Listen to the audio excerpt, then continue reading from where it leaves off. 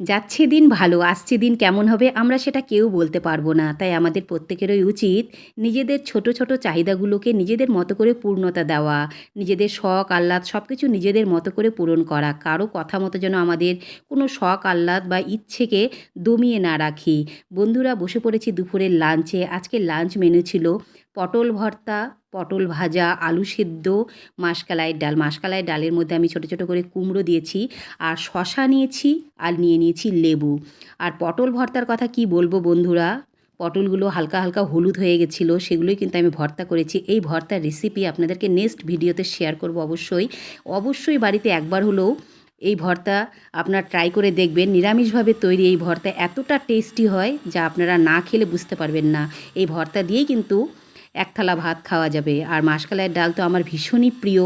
আর কুমড়ো দেখুন এত সুন্দরভাবে সিদ্ধ হয়েছে। আর সত্যি বলছি, আজকের খাওয়াটা আমি খুব তৃপ্তি সহকারেই দুপুরে খেলাম। আর আপনারা কে কে এই ধরনের খাওয়া পছন্দ করেন অবশ্যই কিন্তু আমাকে কমেন্টে জানাবেন। আজকের ভিডিওটা এই পর্যন্তই বন্ধুরা। সকলে ভালো থাকবেন। হরে কৃষ্ণ।